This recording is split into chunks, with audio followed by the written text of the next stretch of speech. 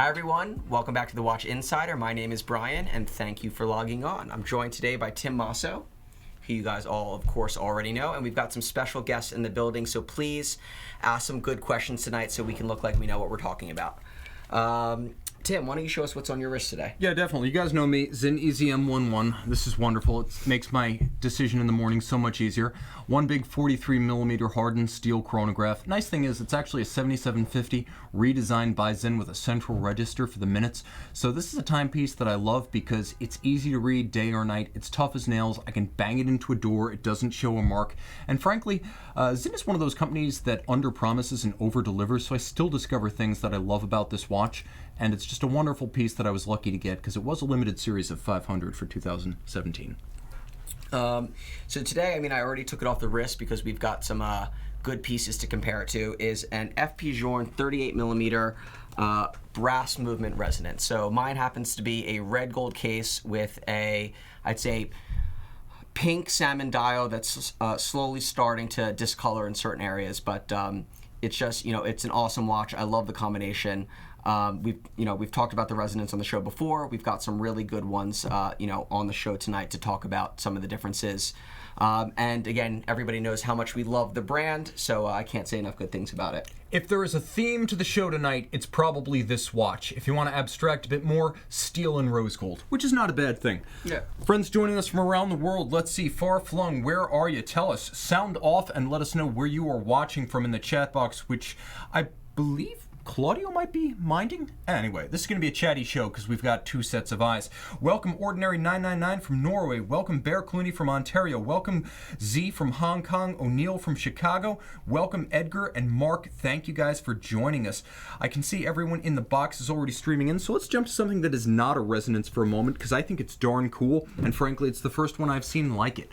This is a brand near and dear to my heart. You guys know that Zenith of Leloc is one of my favorite brands, and it's one of the great connoisseurs brands, always underrated in the mainstream. Every once in a while you get a watch from Zenith that is so off the wall you've got to share it because this deserves more press than the brand normally gets. Solid 22 karat gold winding mass, caliber 4003, 50 pieces, limited edition, 42mm in red gold. This is a El Primero perpetual calendar, a watch with a gorgeous cruciform symmetry about its dial. And a chrono. And a chrono. It is a perpetual calendar, chrono, a moon phase, and on top of all of that, it's got an interesting story behind this perpetual calendar. It was actually developed during the period when Zenith and Ebel both were of the same ownership, and it was developed with Dubois de Praz of Lelou. So a very special piece, and what makes this watch super special to me is that it's actually wearable. At 42mm, a normal human being-sized forearm can wear this complication, and with an El Primero base, the watch is everyday reliable. It's not often that you combine a high horology complication with a super durable base movement, but that's exactly what you've got with the El Primero. Throw this one on the wrist. You can see my wrist, which you know well is kind of small. I've got a girly wrist, 16 centimeters, and the watch has a dominant aesthetic, not because it's huge, but because it's strong. In particular, those Chronomaster style thrusting lugs give the watch a lot of character and presence, and the dial is maxed out, pushed right out to the very edge of the case. So the watch has a large dial in relation to its case size, giving it a little bit of a hybrid Carrera Portuguese look, and I love it. Well, so I know how this is a modular movement, but talk about a little bit how this differentiates itself from like a Le Mans-based 5970, for example, because both are perpetual chronos. Yeah, I think the biggest difference here is that this one's automatic, so that definitely matters. If you're looking at something like a Le Mans and a Patek Philippe 5970 perpetual, that's going to be a manual wind. Also, despite the fact that this is an auto sharing a rather small case with a complication, the 52-hour power reserve here is a bit more than something you'd get on a Le Mans base. It's also a much higher rate. Column wheel and lateral clutch on both movements, but this one featuring a 36,000 vibration per hour, it is a much higher beat rate rather than 5 beats per second, 10 with the El Primero, which is why that sweep seconds hand for the chrono looks like it's just a little bit smoother than you'd expect. And the movement itself is wonderfully open. The nice thing about the El Primero is that it keeps no secrets. You can easily see every component of the chronograph mechanism, the column wheel, the levers, the horns, the lateral clutch. As you engage and disengage, you can see everything working in concert. You can even see the recentering hammers falling on the heart cams at center, and that's a rarity on an automatic. Most of the time, everything's buried under a winding bridge. Here, you get the winding of the automatic and the convenience that brings, but you also get the ability to see that for which you've paid. And with 50 pieces made, you're never going to see another one. Beautiful piece. So guys, also on this show, live show, please feel free, ask questions. We're here to answer anything that you want to know about the watches on the table or just watches in general. I can see CM Lee joining us from Singapore, Zeus from Winnipeg, and we've got Mentality joining us from MN, Minnesota, USA. Welcome, guys, and thank you for sounding off. Okay, Brian, let's go to a watch that is not a dress piece for a second. Let's do the AP. So here we have, and I think I brought a 39 millimeter brown dial variation on the show sometime within the last month or two. But here we have a 39 millimeter Royal Oak with a navy blue dial. You have screw down pushers. This is when, it's a non-in-house movement. It's the discontinued variation of the watch, and this is a watch that I actually have in my collection. It's one of my favorite pieces. To me, the 39 millimeter always fit my wrist the best, and I always thought that it was proportioned somewhat the best. And the blue dial is almost a dark blue, depending upon the light. It almost can look a little bit black, which for me makes it slightly more transitional. If it's a bright blue, sometimes it's a little bit, to me, harder to wear. But again, I absolutely love this watch, and I think that it is, it almost should be brought back, I think. Well, I'll say this. The timepiece could easily pass for a black dial. There's a little bit of a navy blue going on, but there's also a little bit of a fade with age. Now, this is the original 25860 reference launched in 97, so the oldest of these watches now approaching, well, true vintage status at over 20 years old. It's a special piece, and like every Royal Oak, it just wears bigger on your wrist.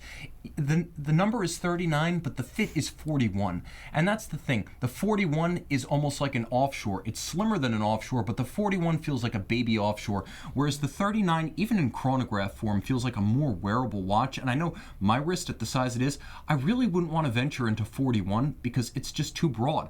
This, on the other hand, is versatile.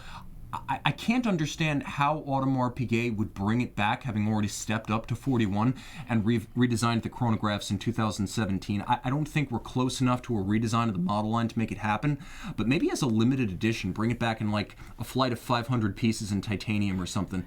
And I think from a value perspective, you can purchase these watches for under $20,000, and I just think that they offer an extraordinary amount of value for the watch relative to what some of the more current Royal Oaks are bringing. As well as the current chronos and the time onlys in the 41 millimeter size. I don't think that they'll ever bring back a 39. They're going to probably leave the jumbo as is and have that be the only, the 15202 be the only 39 millimeter piece. But I think if they transition to a 40, it would be like a really nice sort of middle ground there. Okay, so a question coming in from one of our viewers, Edward Ledden of Sweden. Brian, thoughts on the Audemars Piguet Schumacher? What does the market look like for these? I mean, you can clarify that, there are 3 different versions and they all have different markets. Yeah, so I mean, there's the titanium, rose, and platinum variation of the watch. I think that it's probably been one of the most successful, his watches have been some of the most successful limited editions that AP has done, and particularly those 3. Over time, they've held up very well in the secondary market. They tend to sell very quickly after they come in. And, overall, I would say from the AP collector point of view, they've probably done, some of the best looking pieces aesthetically. I would also say this, guys, and I hate to bring this up, but because my favorite's the titanium version, by the way. I actually like the platinum because it's so monstrous. If you're going 44 millimeter offshore, I mean, you've already gone overboard. You may as well take the plunge. It's heavy, but it's a great kind of heavy. Yeah, and I think that the market on those pieces has really gone up and down over the years, really just based on consumer preference. But they've for the most part, a lot of the watches have evaporated into collections. So when they do come back into availability in the secondary market, prices are high. And I'll say this, and it's a horrible thing to say, but we have to admit it, because of Michael Schumacher's accident and his current condition, I can't imagine anything else being done in his name. It wouldn't feel right. So there is a little bit of a sense that that watch was probably the final Schumacher edition. And again, just because of how that turned out, I think people are kind of hoarding them because they can't imagine there would ever be another. It wouldn't feel right. Even if his family said, go ahead and do it, I have a feeling it would be a very small run. And I do think there is some speculation that that's sort of the end of the line. It's not like Hublot and Ayrtonson. Yeah, I mean, I think they went out on a high note. I don't know what the reasoning would be to come out with something, because it's not like the last one was a flop. The last ones did incredibly well, and I'm sure that there's a lot of other watches in their pipeline. We've got friends joining from Stockholm, New York, and Guernsey. Welcome all. Okay, let's jump into a watch that, quite frankly, is both distinct from any other Neptune and distinct from any other Patek Philippe. This is a watch that really needs to be discussed. Yeah, so I think that more often than not, we've talked about the Neptunes on the show before. And I think that the most common variation of the Neptune that most consumers probably see is the stainless steel Neptune on a steel bracelet with a salmon dial. I think, again, that happens to be one of my favorite variations of the watch. I also think it's one of the ones that I happen to see the most. This particular watch is just, again, it is so crazy that it's awesome. You've got an 18 karat yellow gold case. You've got a black dial. You've got yellow markers, both Romans on there. Almost the dial coloring of the 5070, which I think it's a very deep dark black. You've got a brown crocodile strap there, and then if you show the deployment buckle, you have this big, rich deployment buckle that has the same grooving on the buckle as you do the bezel. And overall, I just think it's one of those watches that, was, as you've said in the past, is a back catalog piece. They probably didn't really sell too many. And I think when they come up, it's a contemporary size at 36 millimeters, so it's very wearable. It's actually the kind of watch that I probably would take off the croc strap. You even have the sticker there on the back. I would probably take off the croc strap, and I think that the waffle rubber strap that you see on 5065s and 5067s, the black waffle rubber would look absolutely awesome on this watch. Because it has a sporty appearance, I think that the black waffle rubber would give it a really cool look, and you could even probably get a gold butterfly deployment buckle for it. Yeah, a few things I love about this watch. First, the strength of that engine-turned bezel, and the fact that the engine turning actually matches the indices of the 5-minute markers of the dial. So you've got a functional bezel that you can actually use to read the watch. Gilt-style railroad track inboard for the minutes and seconds, and then try Roman numerals applique in gold. A sensational dial that's pretty much two-tone but perfectly chosen gold and black. The watch also has a rather functional set of loomed leaf hands, which are an unusual choice for a sports watch. You generally see leaf hands on more dress-style watches, but the lugs of the watch, as well as the crown guard structure on the opposite side, clearly state that this is a sports watch, and it is a sporty watch with hard overtones about its periphery, the bezel, the lugs, the crown guards. This is a big 36. In terms of visual impact, this looks like a 38, a 39. It has no trouble keeping pace with modern sizes on the wrist because the individual details are so robust. Some of the guys in the chat are asking, would you go bracelet on this? And I'm wondering, do you think this came on a gold bracelet? Because this would be awesome on that beaded gold bracelet that came on the Neptune. My answer would be no. To put the 5081J on a bracelet would be too much. In my opinion, the bracelet would overpower the case. The case has a lot of strength in isolation. On a gold bracelet. It would be an ego trip on a bracelet. I think it would look better on the strap because the proportion of gold to black, as well as material to metal, is better balanced. You put that on a bracelet, and it's going to be one of those watches that just gets overpowered. It becomes a piece of man jewelry rather than a watch. Yeah, I mean, and overall, it fits big. I mean, for only 36 millimeters, it has a very large presence. Yeah. This is 36, correct? Yeah, it's a 30. Yeah. It's like a 36.5. It's a weird tweener size. So, I mean, again, it's got, and it's remarkably legible too, because it's hard to see on the video, but there's luminescence on the hands as well as in the Roman numerals of the markers. Yeah. So at night, it is going to glow, and you're going to be able to read it. It's also in great shape. It looks like it's never been polished. I don't even think it was ever. I mean, I don't even know if the guy even wore it. Yeah, that's the best way to buy a used watch. Not perfect, but factory. It's only factory once. So why don't we hop into... Let's talk about this little thing. Yeah, so this little thing sort of popped out at me. I just thought it was absolutely awesome. I really couldn't determine if it was a men's or ladies' watch. We have it here on a red crocodile strap, but overall, so it's a D serial AP, which means that it's from is it mid-80s? It would be like mid to late 80s. The D serials ran into the 1990s, so it was actually a slow period during the late 80s. So this being, what was it, roughly 62,000? I'd say this is probably even an early 90s watch. Yeah, so I mean, we have a salmon verging on pink dial. We've got Arabic numerals. Really cool case construction, and I just picture this watch, when I put it on my wrist, it fits pretty big. So I think it's got to be probably at least 34 to 35 millimeters. And that was once considered to be a men's dress watch size. Correct. So I'm thinking this on like a taupe strap could be very cool. I actually like it on that sort of, I don't know, that's borderline fuchsia. It's like burgundy almost. It's between burgundy and fuchsia. It's got a lot of pink overtones. Yeah, I mean, it's got a lot of character, this piece. Mike Stone watching from Nantucket. I see that we've actually got my sunglasses posting in the chat box. They've become sentient. Behave yourself. Okay, I can also see right here Mark S. saying that watch, the Neptune with a full gold bracelet, would be a Gazprom ego trip. I agree. That would be the sculpture on a full gold bracelet. And I can see we've got friends from around the world joining in. Let's talk about a watch that is designed to look like something old. So something new that looks like something old. That's the fashion. So we've talked a lot about like vintage tribute watches on the show. I would say this was before they were probably doing them fully in earnest. So this is a 2015 edition from Omega. It was not a limited edition, but it's probably like a numbered edition where they just made a certain amount. And you've got here a brown dial with brown strap, and like, you know, overall it's a very cool, unique look. And one of the things that we always try and do, I think brown is a very difficult dial color to do on a watch. I think, and it requires an extraordinary level of execution for the overall watch to look nice. We've seen a couple of them from AP, particularly the FP Journe Havana dials, and I think this is a great example of when just brown works.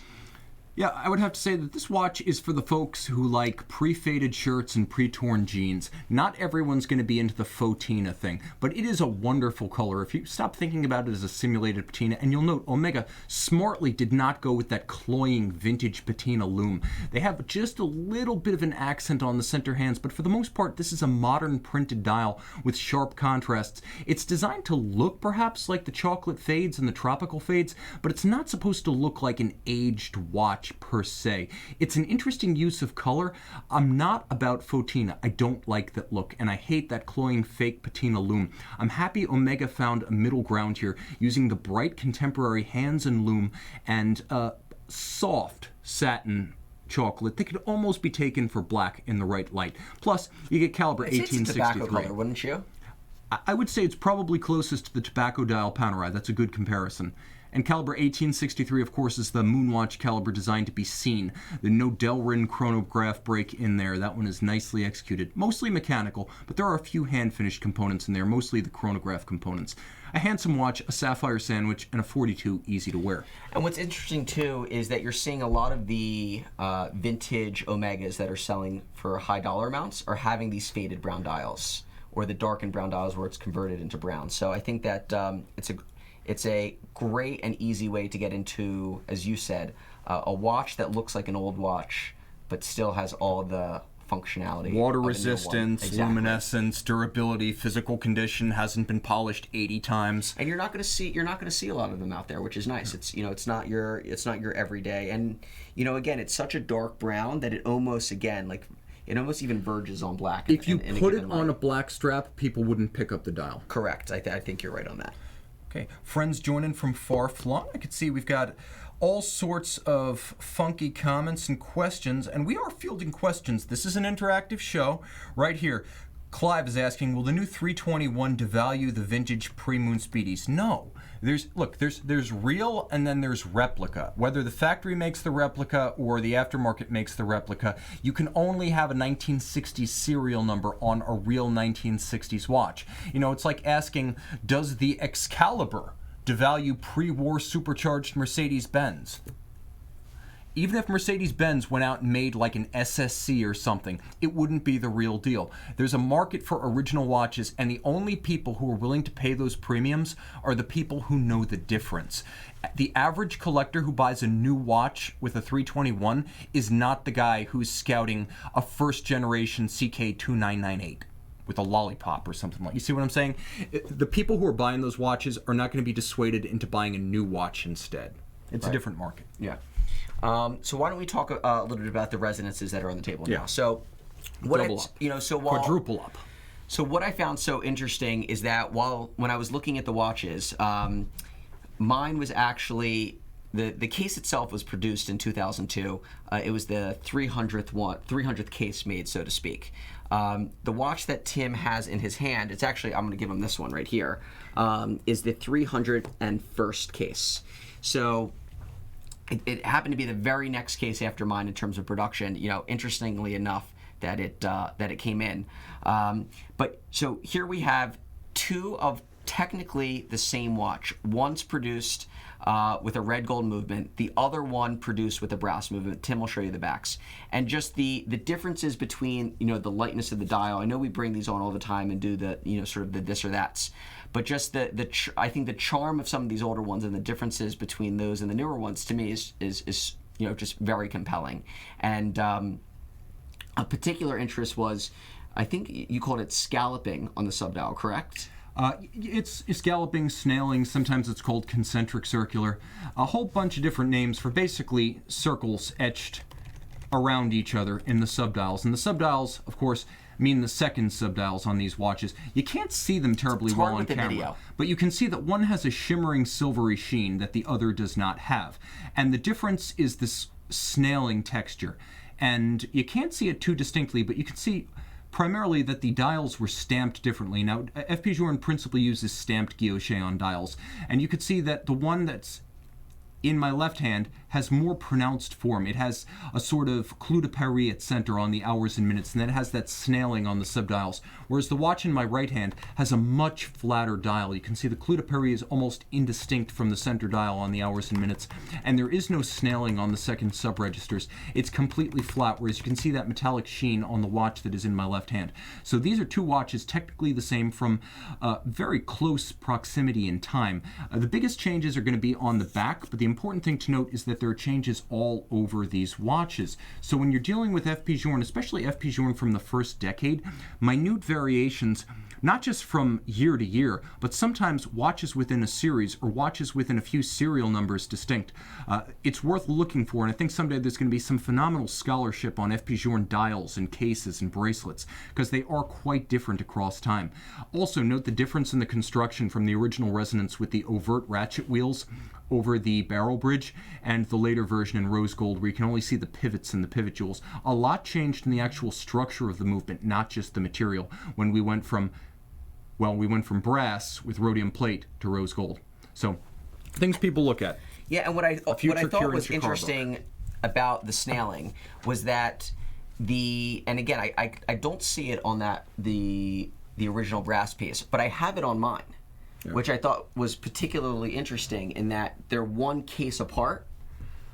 Same technical year, obviously, of production, but who knows if they actually used this case in that year. And I think that's one of the biggest misnomers about the brand is that, yes, that is the year of the case production, but it's not necessarily the year that the watch itself was made and was used. So that could have very well been a change that was made sometime after 2002, and my watch was actually a later piece. So mine has the snailing, this one does not, and I thought that was a really interesting change there based on how close they were to production. It was a change of tooling. I'm not sure if this was an example of a change of supplier or if this was the period during which FP Journe was setting up his own dial factory, because he had the dial factory set up before the case factory, and it was a joint venture initially. So that might have been simply a change made when dial manufacture came in-house. Okay. And a question from Camille, is the 321 going only into the Speedmaster? For now, yes. Historically, it was used in a broad array of Omega watches, but this is the 50th anniversary of the moon landing, and it's going to be all about the Speedmaster. So for like 12 months, exclusive. So we're going to end with a Rolex. We've got one more watch on the table. Why don't we pull this bad boy out? I have to save Rolex for last. So I'll have Tim show this. So here we have a older style Rolex root beer. I thought it a nice watch to bring on. Obviously given that they're making a similar version of the watch now. I'm particularly enamored by these older ones. I just think the fading of the bezel, the color of the dial just speaks to me. They just have this warm glow to them. Well, certainly that. First, there's the fade of the bezel, but more than anything, it's the lack of any oxidation on the dial. This one is free of spots, it's free of tarnish, it's free of marks. As a result, while the bezel has faded, the dial retains all of its original radiance. And while Rolex is notorious for printing novels on its dials, here with that gilt-style golden print, it almost blends in, giving you one of the cleanest modern-era Rolex dial aesthetics you will ever encounter. So that's a lovely warm dial, and one that has lost none of its Geneva flash. And we actually have very little stretch too to the bracelet overall. So, and like that's one of the other things that I really liked about this particular watch, is that it just happened to be a really good example. Yeah, X series in great shape. Yeah. Lovely watch. Good pick. Awesome. Nice watch. Yeah. Thank you all. Yeah. One last question, Philippe Menendez, Brian, you have the last word. Do you think two-tone will make a comeback? I think two-tone made a comeback a long time ago. I think that I think mixed metals and mixed materials has really been making a comeback. I think brands are using rose and ceramic, rose and titanium. Rolex, with Rolex being as strong as it is, and the whole brand, I think, really strengthening overall amongst all product lines. There's, two-tone Rolex has exploded in popularity, both in steel and yellow and steel and rose. And I think that overall popularity, helps the market at large. Yeah. I would agree with that. Two-tone's back. The only question is, will classical mid-90s chic yellow steel make a comeback? I think two-tone actually, interestingly enough, draws some of its strength from ladies' watches, in that women are wearing more mixed metals now and mixing metals. And I think that as the popularity of that, of the two-tone Datejusts and two-tone APs and so on and so forth grows and they sell into women, I think people see them more on wrists, which, creates this illusion that more and more people are buying them, and it spreads all over. So I'm sticking with platinum, but two-tone's on the rise. You heard it here first. All right, guys, thank you so much. Yeah, thank you guys for logging in. We appreciate you, tuning into the show. And tune in next week for the Watch Insider. Link in the description. Win a watch. Breitling Colt Sky Racer. Breitling Colt Sky Racer. And by the way, there's different ways in order to put your name in to have more chances of winning. So follow the instructions and, tune in next week. I'm Brian. This is Tim. Thank you guys for logging on.